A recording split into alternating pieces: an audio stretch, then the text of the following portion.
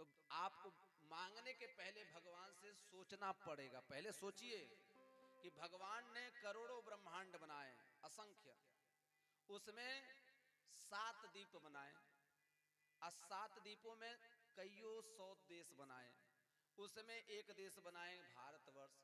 अब भारतवर्ष में भी एक प्रदेश बनाया उत्तर प्रदेश, उसमें भी एक जिला बनाए गोरखपुर, उसमें भी एक नगर परिषद कौड़ी राम, फिर सोगौरा गांव। सोगौरा गांव इतना बड़ा, उसमें भी एक घर में आप एक मनुष्य हैं, आपके लिए भगवान काहे मधु लेकर आए? कितने बड़े आप पुण्यात्मा हो गए कि आपके लिए भगवान मधु लेकर आएंगे। वहां मधु आपको मिलेगा, कहीं मधु का छत्ता लगा हो, वहां जाके मुंह बांध दीजिए, हे भगवान एक बूंद गिर जाए तो हो सकता है कृपा हो जाए। तो जब चल के जाएंगे मधु के छत्ते के पास तभी तो मधु मिलेगा, नहीं जाएंगे तो कैसे मिलेगा? बारिश हो रही हो, आप 5 लीटर की बाल्टी रख दीजिए, आप पड़ोसी 10 लीटर की बाल्टी रख दे। भगवान खूब बारिश कर रहे हैं, आपकी 5 लीटर की बाल्टी भर जाए, पड़ोसी का 10 लीटर की बाल्टी भर जाए। आज जब बारिश शांत हो जाता है, आप कहें हे भगवान कितना अन्याय किए, हमारा 5 लीटर भरा, पड़ोसी का 10 लीटर भर गया। अरे विचार करना चाहिए, भगवान ने एक समान वृष्टि दी, आप जब 5 लीटर की बाल्टी रखेंगे तो 10 लीटर कहां से होगा? भगवान स्वयं कहे अर्जुन से कि हे अर्जुन, न मैं मारने वाला और न बचाने वाला, सब लोग अपने किए कर्मों को ही भोगते हैं। कर्म करो, फल की इच्छा मत करो। कर्म की परिभाषा बोपदेव का एक पहले हिंदी की कविता में एक आता था, जब रहीम जी महाराज उधर से जा रहे थे, गुरुजी ने उस बच्चे को कह दिया कि जाओ तुम्हें ब्रह्मा आ जाएंगे, नहीं पढ़ा पाएंगे। पढ़े होंगे जो हमारी उम्र के लोग होंगे, चाहे उसके पहले पढ़े होंगे। ब्रह्मा जी ने, सो गुरु जी कहते जाओ ब्रह्मा नहीं पढ़ा पाएंगे तुम्हें। बेचारा बच्चा को इतना गुरु जी की बात लग गई कि बैठ कर रो रहा है। रहीम जी उधर जा रहे थे, उधर से देख रहे हैं कि नन्हा बालक रो रहा है। बोले कि हे बालक क्यों रो रहे हो?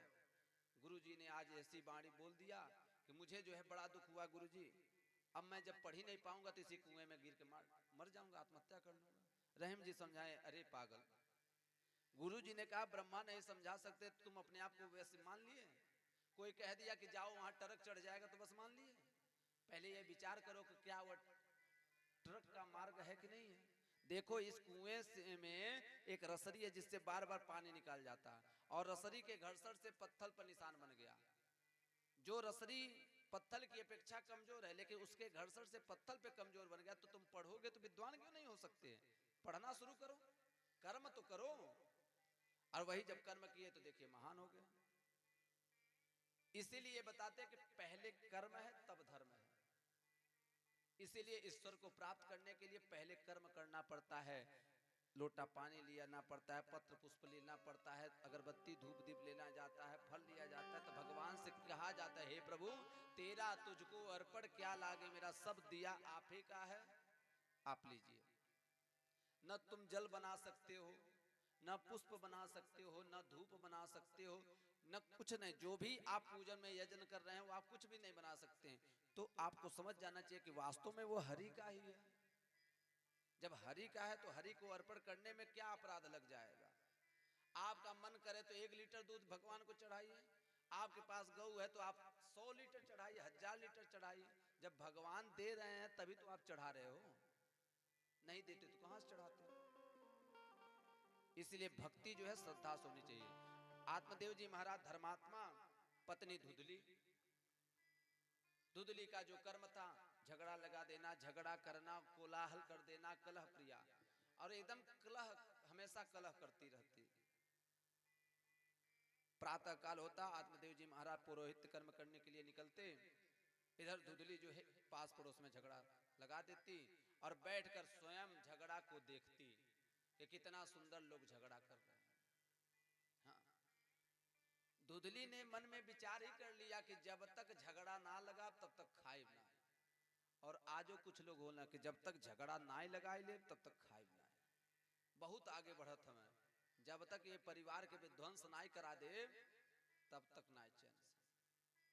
तो जैसी भावना होती है ना, उसी प्रकार से जो है अपने कर्म देखिए। जब वेदव्यास जी महाराज कह दिए कि अष्टादश पुराणेषु व्यासस्य वचनम द्वयम परोपकाराय पुण्याय पापाय परपीडनम। परोपकार से बढ़कर कोई पुण्य नहीं है, दूसरे को सताने से ज्यादा कोई पाप ही नहीं है। तो आप बताइए, यदि आप किसी के लिए बंगलामुखी जपेंगे तो क्या आपको लगता है कि माता जी उस व्यक्ति को मार डालेंगे, आपको अमर कर देंगी? तो पहले यह सोचना चाहिए कि यदि अगला व्यक्ति स्वयं पुण्यात्मा है, अब पापी व्यक्ति बंगलामुखी करा रहा है, तो पुण्यात्मा का कुछ नहीं होगा, क्योंकि माता जी उसी के साथ हमेशा रहेंगी। आप लाख बंगलामुखी कर डालिए। कभी भी किसी यज्ञ को करने के पहले यह ध्यान देना चाहिए कि क्या हम इस मंत्र का प्रयोग कर रहे हैं तो क्या सुपात्र के कर रहे हैं। इसीलिए देखिए, गायत्री परिवार जो बनाया गया, तो जो वेदज्ञ थे वो सोचते थे कि पात्र व्यक्ति को मंत्र का ज्ञान मिले, जो पात्र हो उसको मंत्र का ज्ञान मिले। इसलिए यदि वो कुपात्री होगा तो पंडोहे में गिरा रहेगा, शराब पिया रहेगा, उसी में गायत्री मंत्र पढ़ेगा, तो उस मंत्र का भी अनादर। इसलिए वेद कहता था कि जो पात्र हो उसको आप दीजिए उस मंत्र को, और बताते हैं जो कुपात्र हो उसको पर मत दीजिए। लेकिन अब क्या हो गया कि जन जन तक जो है, देखिए ये भी मान का श्री राम शर्मा आचार्य ने सोचा कि जब सारे वेदों को मुगल जला ही दे रहे हैं, मुगल जो है जितने हैं सारे, अब एक ही विश्वविद्यालय था नालंदा, उसमें सारे ग्रंथ सबको जला दिया, बार बार उसी पे आक्रमण, और आतताई उसी को आक्रमण करते हैं जहां से उनको कुछ मिलता है, नष्ट करना शुरू। तो श्री राम शर्मा जी ने सोचा कि अगर सारे वेद जला दिए जाएंगे तो हमारी जो आराध्या है गायत्री माता, उनका जो महामत वो जन जन तक पहुंचे। इसीलिए बेचारे वो न चाहते हुए भी जन जन तक गायत्री मंत्र पहुंचा दिए। कोई जाने चाहे न जाने, गायत्री मंत्र अधिकतर लोग जानते हैं, ये श्री राम शर्मा की देनी है। लेकिन वेदों में अभी भी कहता है कि गायत्री मंत्र को मौन रखकर पढ़िए, वाचन मत करिए, क्योंकि मंत्रों की शुद्धता छिपाने में ही होती है। 3 प्रकार के जप होते हैं, फिलहाल प्रसंग में आते हैं। धुधली के नित्य जो गुण थे वो यही थे कि जितने महात्मा जी आत्मदेव जी धर्मात्मा थे, धुधली उतनी ही जो है कलह प्रिया, कलह को करने वाली। लेकिन आत्मदेव जी महाराज को यह आभास नहीं था कि पत्नी ऐसी मिली है। महाराज जब प्रातः काल होता तो चले जाते पुरोहित, सायंकाल होता था तो स्वयं बैठ के भोजन करते, ईश्वर की दिनचर्या करते, गौ सेवा करते और आराम से भगवान का भजन करते। लेकिन हे शौनकादि गणों, ऐसा नित्य नहीं रहा। एक दिवस ऐसा आया कि आत्मदेव जी महाराज जब पौरोहित कर्म करने के लिए गए हैं तो उसी नगर में कोलाहल हुआ कि गुरु जी के बाद गुरु वंश नहीं चलेगा, तो किससे गुरु दीक्षा लेंगे, किससे ज्ञान लेंगे, कौन हमारा पौरोहित्य कर्म करेगा, कौन हमारा धर्म कर्म करेगा। धीरे धीरे यह पूरे नगर में कोलाहल हो गई कि आत्मदेव गुरु जी बहुत अच्छे हैं, आत्मदेव जी बहुत अच्छे धर्मात्मा हैं, लेकिन इनके पश्चात क्या होगा पता नहीं। किस दुर्भाग्य से इनके पास भी संतान नहीं है, पता नहीं इन्होंने क्या अपराध किया कि इनके यहाँ जो गौ माता है उनके पास भी संतान नहीं है, और जो भी आंगन में तुलसी लगाते वो भी सूख जा रही है। और हे शौनकादि गणों, धीरे धीरे यह सुगबुगाहट आत्मदेव जी के भी कानों में पड़ गई। बड़ा दुख हुआ। देखिए, धर्मात्मा व्यक्ति तब तक पीड़ित नहीं होता है जब तक सज्जनों की श्रेणी में रहता, सज्जनों के मार्ग में रहता है, सज्जनों के साथ रहता है। लेकिन धर्मात्मा व्यक्ति वहीं पीड़ित हो जाता है जहां पापात्मा ज्यादा, जहां पापात्मा ज्यादा आ जाते हैं वहां धर्मात्मा व्यक्ति यदि पहुंच जाता तो वो पीड़ित हो जाता है। आत्मदेव जी महाराज जब नगर कोलाहल हुआ है तो चिंता में पड़ गए हैं। सही कह रहे हमारे नगरवासी, ममापिर संतति जा, मेरे पास कोई संतान नहीं है। अब पता नहीं, धर्म कर्म भी करते हैं, पूजा पाठ भी करते हैं, नारायण की सेवा करते हैं, गौ की भी सेवा करते हैं, हर प्रकार से धर्म करते हैं, फिर भी मेरे पास संतान नहीं। और हे शौनकादि गणों, यह चिंता का कारण बन गया आत्मदेव जी महाराज को। और आत्मदेव जी महाराज घर आए हैं, मन में विचार किए हैं कि जब संतान ही नहीं होगा, कुल को चलाने वाला नहीं होगा, तो किसके लिए कमाएंगे, किसके लिए रखेंगे। और हे सौनकादि गणों, आत्मदेव जी महाराज चिंतातुर हो गए। लेकिन आत्मदेव जी महाराज ने कहा कि भगवान की कृपा होने वाली है। आत्मदेव जी भगवान चाहते हैं कि आत्मदेव जी उस दुख में न पड़े। जैसे परीक्षित जी को जब सांप लगा है तो परीक्षित जी ने यह कहा सकारात्मक, हे प्रभु महती कृपा हो गई कि मैं आज के 7वें दिन मरूंगा, 6 दिवस तो मेरे पास पूर्ण है। अगर परीक्षित जी धर्मात्मा नहीं होते तो कहते वो मुझे श्राप लग गया, इतना बड़ा धर्मात्मा था, इतना धर्म करता, मुझे श्राप क्यों लग गया।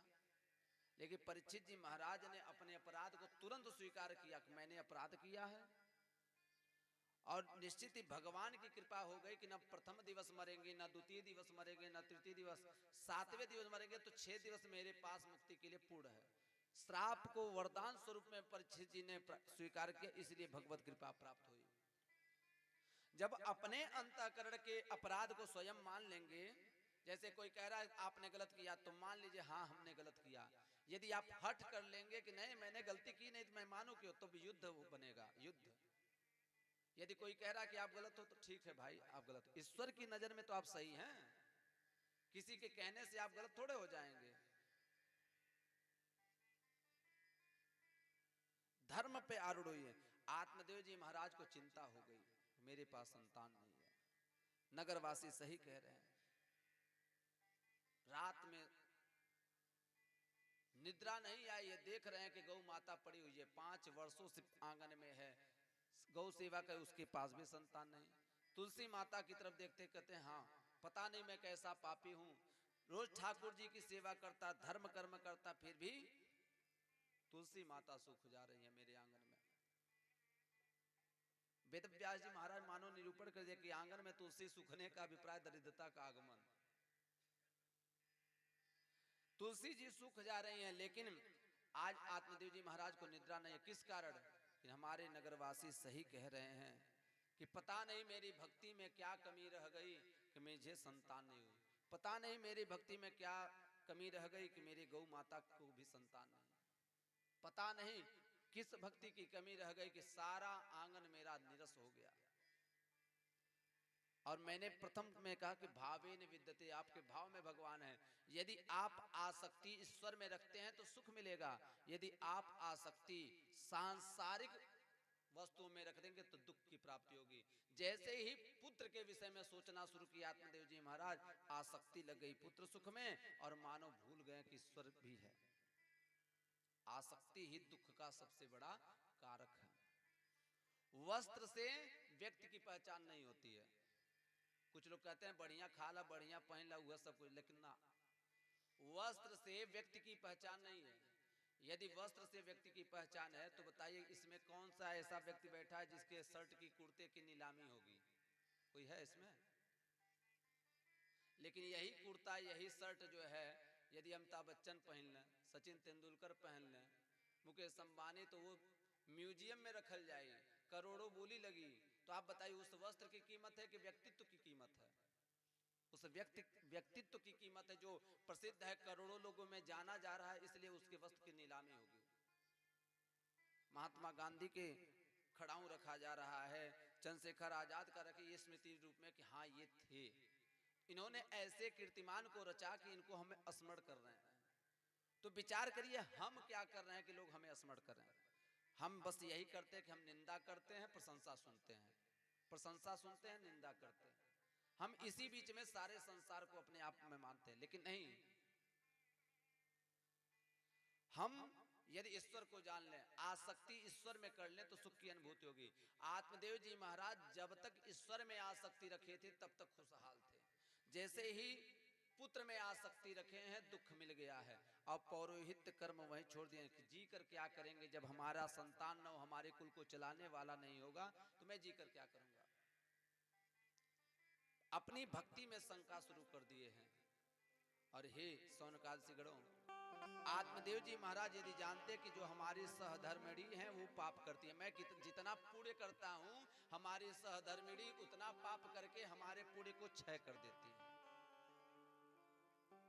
भाग्योदय का अर्थ होता है भोग धन उदय भाग्योदय, और असली भाग्योदय विवाहोपरांत होता है। ग्रहों के अनुसार जो भाग्योदय वर्ष दिए गए, जैसे मान लिए सूर्य ने कहा सूर्य की भाग्योदय वर्ष 19वां वर्ष है, बृहस्पति का 24वां, शुक्र का 26वां, मंगल का 28-32, शनि का 33 है, 33 से 36 है, राहु का 42। ये भाग्योदय वर्ष ग्रहों के अनुसार है, लेकिन असली भाग्योदय विवाह के उपरांत होता है। जब धर्मवती स्त्री आती है तो उसके पुण्य से आपका कुल आगे बढ़ता है, उसके पाप से और आपके परिवार के पाप से वह पुण्य क्षीण होता है, आप रसातल को जाते हैं। आत्मदेव जी महाराज अपनी पत्नी में बुराई नहीं खोजी, क्योंकि धर्मात्मा थे, वो जानते थे कि नारी तो वैसे ही पवित्र होती है। यदि आत्मदेव जी महाराज समझ जाते कि हम जितना पुण्य करते हैं हमारी अर्धांगिनी उतने पाप करती है, इसलिए हम दुख झेल रहे हैं, तो रह क्या जाता है। लेकिन आत्मदेव जी महाराज सकारात्मक सोचते हैं, नकारात्मक नहीं, क्योंकि आत्मदेव शब्द है, आत्मा से भी देव है, कर्म से भी देव है, धर्म से भी देव है। यही सोचे रात भर नींद नहीं आई, दूसरी दिवस सोचे पौरोहित कर्म छोड़ दिए। धुदुली ने पूछा कि हे प्रभु किस प्रकार की चिंता। धुदुली से कहे भी हैं कि हे देवी इतना धर्म कर्म करते हैं, यजन करते हैं, हर प्रकार से हमने दान पुण्य किया, लेकिन मेरे पास संतान नहीं है। धुदुली ने कहा कि हे स्वामी नहीं है, नहीं हम लोग खुशहाल तो ही है। आत्मदेव जी ने कहा पितर हमारे रुष्ट हो जाएंगे देवी, मेरे पश्चात मेरे कुल में कोई पानी देने वाला नहीं होगा, कोई गुरु मंत्र देने वाला नहीं होगा, कोई गुरु दीक्षा देने वाला नहीं होगा, तो मेरे शिष्यों का क्या होगा, मेरे परिवार का क्या होगा, मुझे पानी कौन देगा। इतना चिंतातुर हुए हैं कि सोचे हैं कि अपने प्राणांत कर ले।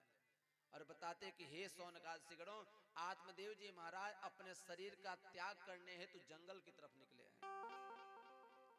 भगवान ने सोचा कि हमारा भक्त आत्मदेव आज किस माया में पड़ गया, किस माया में पड़ गया।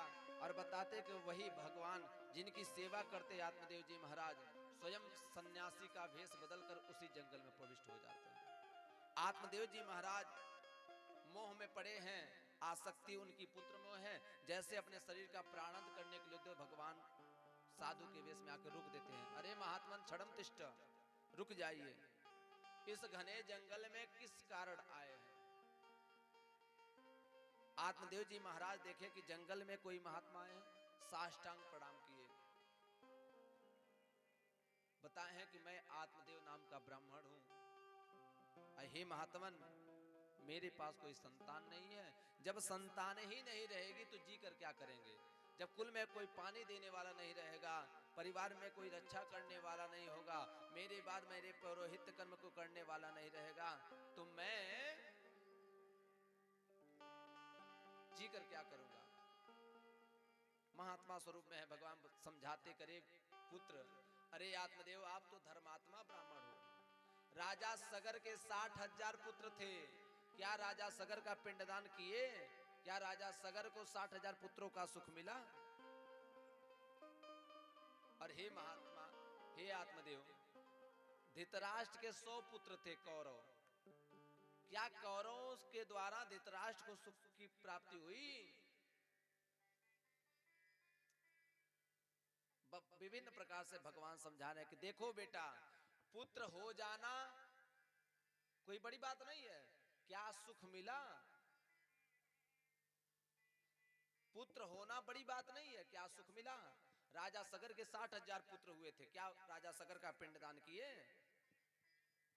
अपने कर्मों के द्वारा जल गए।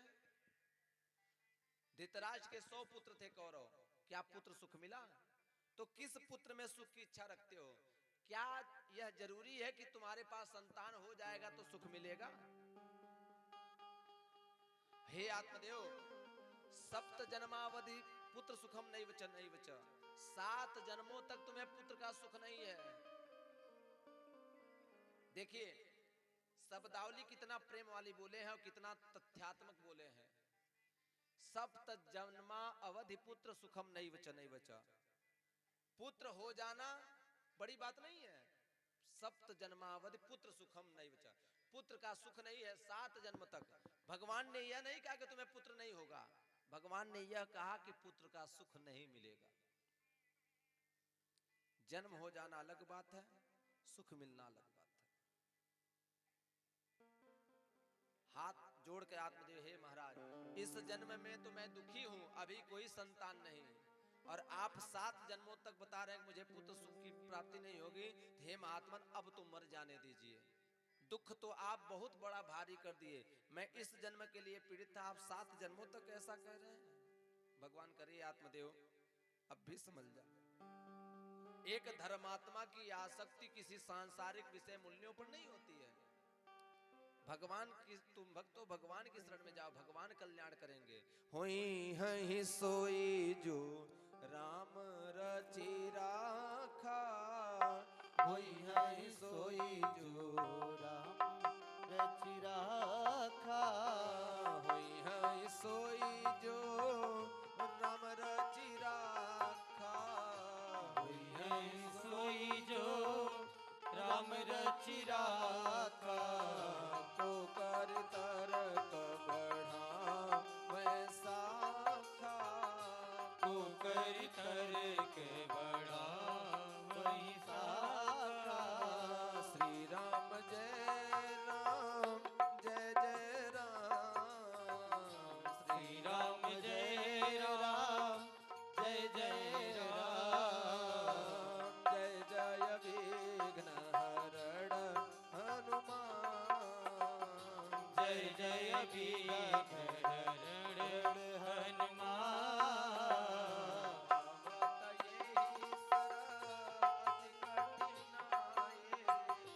आवत ही सर अधिक कठिनाई, राम कृपा बिनु आई न जाए, राम कृपा बिनु आई न जाए, राम कृपा बिनु आई न जाए। हे आत्मदेव भक्त, आप तो धर्मात्मा हो, किस आसक्ति में पड़े हो, राम की कृपा करो, राम का भजन करो। यदि सुख नहीं लिखा है हे भक्त, तो सुख मिलेगा कैसे?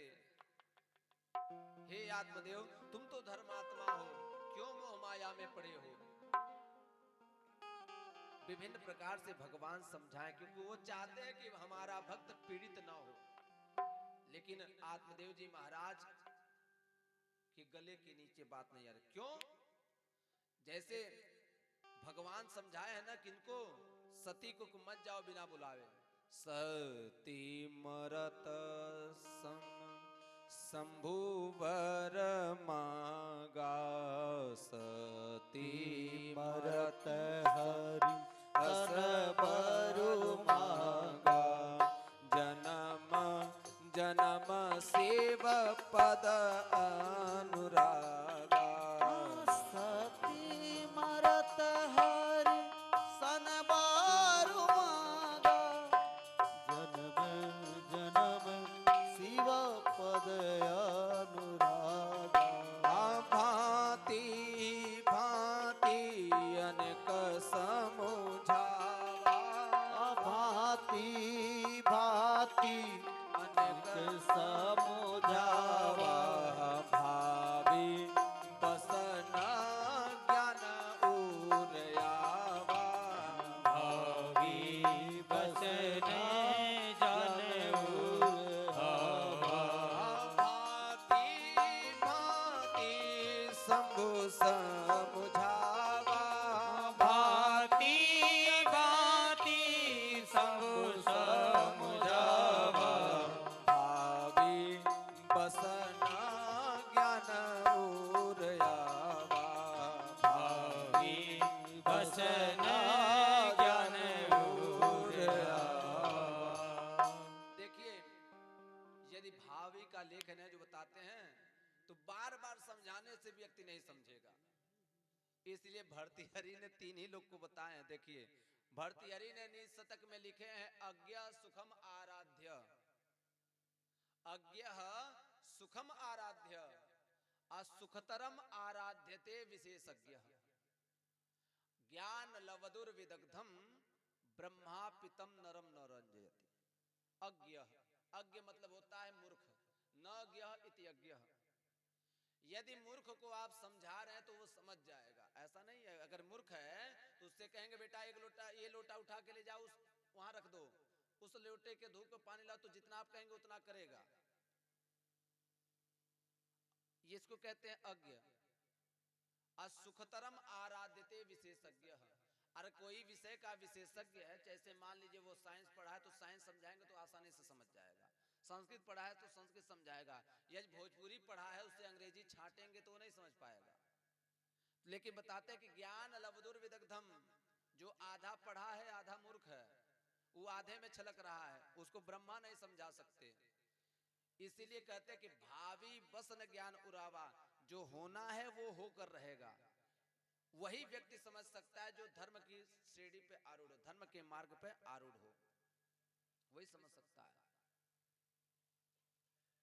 यदि समझाने से कोई ना समझे तो समझ जाइए स्वयं को कि समझने वाला नहीं है। यदि बार बार प्रेषित कर रहे हैं मैं उसको समझाऊं, मैं समझाऊं, तो आप जान लीजिए कि आप उस मार्ग पे नहीं है। देखिए प्रथम दिवस की कथा समझ में आए, क्योंकि प्रथम दिवस की कथा जो है प्रस्तावना है, और यह प्रस्तावना सिर्फ ज्ञानियों को समझ में आती है, क्योंकि इसकी भी श्रेणी है, प्राथमिक श्रेणी, माध्यमिक श्रेणी, इंटरमीडिएट श्रेणी और परास्नातक श्रेणी, इसकी भी श्रेणी है। तो प्रथम जो प्रस्तावना होती है वो परास्नातक वाले जानेंगे, और जब द्वितीय उसका व्याख्यान जाएगा तो इंटरमीडिएट वाले समझेंगे, और जब व्याख्यान के बाद जब उसके रस को निचोड़ा जाएगा तो माध्यमिक और प्राथमिक वाले समझेंगे। जैसे क ख ग घ ङ पढ़िए तो ये परास्नातक वाले पढ़ेंगे, लेकिन क ख ग घ अंग ये पढ़ेंगे बेसिक वाले। तो क ख ग घ ङ च छ ज झ ञ पढ़ने के लिए आपको परास्नातक करना पड़ेगा। तो बताते हैं कि आत्मदेव जी महाराज को बहुत प्रकार से समझाए हैं कि सप्त जन्मावधि पुत्र सुखम नैव च नैव च, हे आत्मदेव मत शोक करो, पुत्र सुख नहीं मिलने वाला है। लेकिन आत्मदेव जी ने कहा हे महाराज मैं भी ब्राह्मण हूं, मैं भी प्रवचन देता हूं, मुझे मत समझाइए, देना है तो आशीर्वाद दीजिए कि पुत्र हो जाए। भगवान कहें कि वो आत्मदेव कैसे आसक्ति रख रहा है, मैं समझा रहा हूं तुम समझ नहीं रहा है, लेकिन भावी है, आज तुम्हारा आसक्ति पुत्र सुख में ठीक है, एवं अस्तु। और भगवान ने कर्म रूपी फल का निरूपण किया है कि हे आत्मदेव तुमने पुण्य किया है, धर्म किया है, दान किया है, यजन किया है, इसलिए वही भगवान ने कर्म रूपी फल का निर्माण किए हैं आत्मदेव जी के पुण्यों का। ऐसा थोड़े सेव बना दिए, संतरा बना दिए, अनार बना दिए, दे दिए ना। आत्मदेव जी के जितने पुण्य रूपी फल थे उसको सुंदर स्वरूप में निरूप कर आत्मदेव जी के हाथ में दे दिया। हे आत्मदेव यदि आपके भाग्य में होगा तो आपको पुत्र सुख मिलेगा, ले जाइए अपने धर्म पत्नी को खिला दीजिएगा, क्योंकि आपकी धर्म पत्नी भी पापाचारिणी है। भगवान सीधे तो कह नहीं सकते थे कि आपकी पत्नी पापाचारिणी है, तो आपकी पत्नी पापाचारिणी है, सीधे कहने की अपेक्षा भगवान ने कहा कि देखिए अपने पुण्य, आप जितने पुण्य अर्जन किए हैं यह पुण्य रूपी फल यदि अपनी पत्नी को खिला देंगे तो जितना उनके अंदर पाप है वो नष्ट हो जाएगा, पुण्य समाहित हो जाएगा, तो ईश्वर की कृपा हो जाएगी। बोले वृंदावन बिहारी लाल की जय। आत्मदेव जी बहुत प्रसन्न हुए कि महात्मा का आशीर्वाद मिल गया। भगवान ने कहा कि जब चाह ही रहे हो, मैं समझा रहा हूं, नहीं समझ रहे हो तो ठीक है, जाओ कर्म रूपी फल निर्माण किए हैं और दे दिए आत्मदेव जी महाराज को। और आत्मदेव जी महाराज जैसे ही पहुंचे हैं नगर में अपने, प्रसन्न हैं, धुधुली के हाथ में रख दिए, हे देवी खा लो। धुधुली ने सोचा कि कईयों हजार वर्षों से ये पुरोहित कर्म करते थे, और यही नहीं रोज करते थे, बहुत प्रकार से दान दक्षिणा फल फूल ले आते थे, रोज प्रेम से कभी नहीं कहे कि देवी खा लीजिए। और आज एक फल ले आए हैं और कह रहे हैं खा लीजिए, कहीं ये जादू टोना करा के नहीं ला रहे हैं पर शोक दुख। भाव कुभाव अनख आलस हूँ, भाव कुभाव अनख आलस हूँ, भाव कुभाव अनख आलस हूँ, भाव कुभाव अनख आलस हूँ, नाम जपत मंगल दिशि दस हूँ, नाम जपत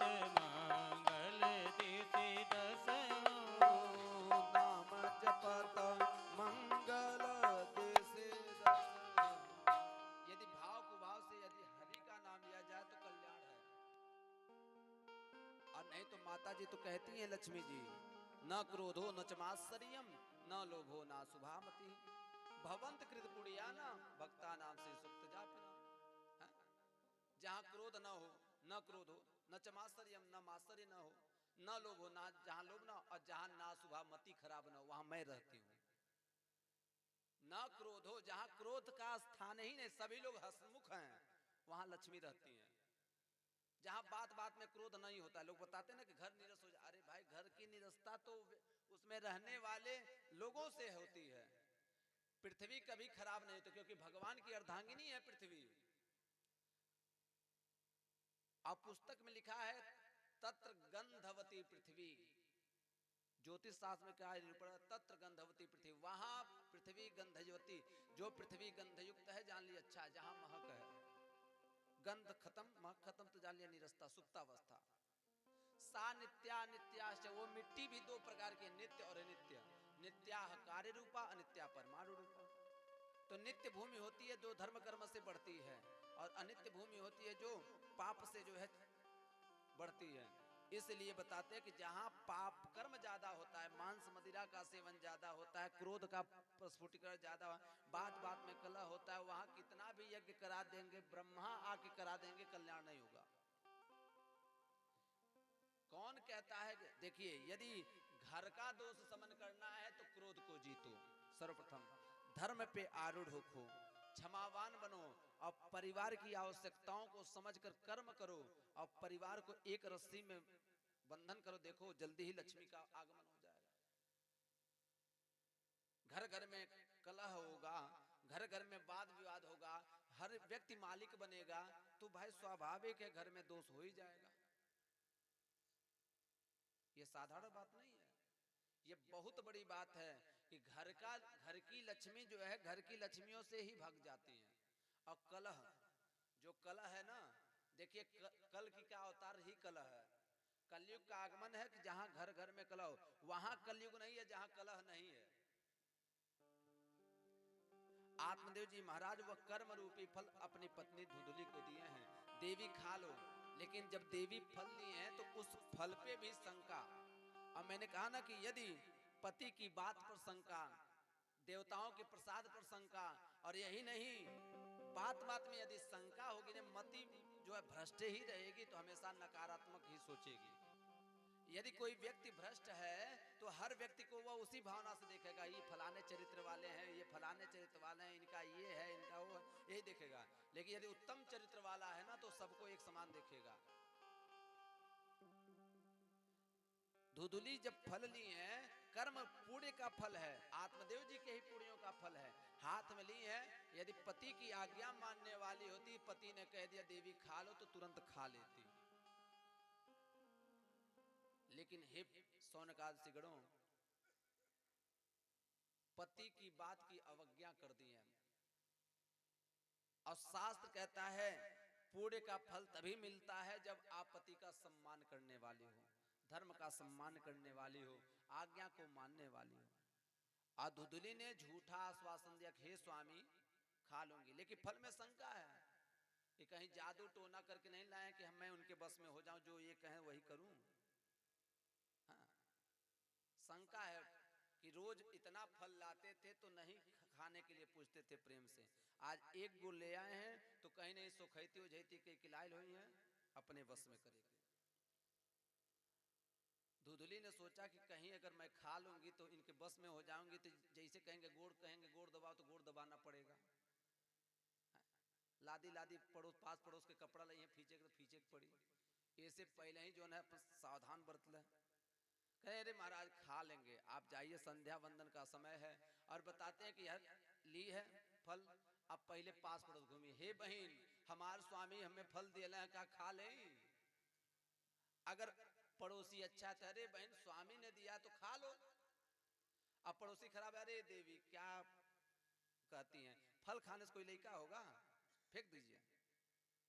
अगर ऐसी कुभाव वाली होगी तो ऐसे कहें। अब पास पड़ोस में इतना संबंध ये खराब पहले से धुधुली कर ली है, जिस घर में जाती है, अरे देवी अरे सब अफवाह है, पूजा पाठ में कुछ है ना, क्या करे पूजा पाठ करबू, आज तो पूजा पाठ वाले के कल्याण भइल बा, मत करिया। बताते हैं कि जहां जहां गई है धुंधली सभी लोग उसको नकारात्मक और फल लेके सोची है कि ओह कहीं पड़ोसी कुभाव से न रोज इसके यहाँ झगड़ा लगाते थे, इस दुर्बुद्धि से नहीं सोच रहा है कि कहीं हमारे लड़का न हो जाए इसलिए इसको कह रहा है न खाएं, बैठ के सोच रही है। कहीं पड़ोसिया इसलिए नहीं कह रहा कि इसके यहाँ झगड़ा लगाते थे ये फल खाएं न खाएं। बताइए एक फल है इतना इसको लेकर सोच रही खाएं कि न खाएं, खाएं कि न खाएं, खाएं कि न खाएं। इतना मत चील के वो उठा के लेके चले गए लोग, लेकिन हाथे में बैठल है खाएं कि नहीं खाएं, बस में करे के लायल बाटा। पड़ोसी कह रहा है खा लो तो कहीं द्वेष बस नहीं कह रहा है कि मुझे संतान ही न हो। इतने में उनकी बहन आ गई। और आप जानते हैं कि बहन बहनों में प्रेम नहीं होता है, बहन भाई में प्रेम हो सकता है, सगी बहनों में प्रेम नहीं होता है। इस शास्त्र कहता है कि जब आगे कथा में मैं बताऊंगा, जब सती जी को निमंत्रण नहीं पहुंचा है तो सारी बहनें उसी आकाश मार्ग से अरे सती तुम्हें निमंत्रण नहीं पहुंचा, क्योंकि उनको जलन थी कि पिता दक्ष जो है बहुत मानते हैं सती को, हम लोग को नहीं मानते। इसी जलन में जो है जब अवसर पा गई है कि सती को निमंत्रण, तो उलाहना देते हुए जा रहे हैं। सादर भले ही मिली एक माता, सादर भले ही मिली एक माता, सादर भले ही मिली एक माता, सादर भले ही मिली एक माता, भगिनी मिली बहुत मुस्काता, भगिनी मिली बहुत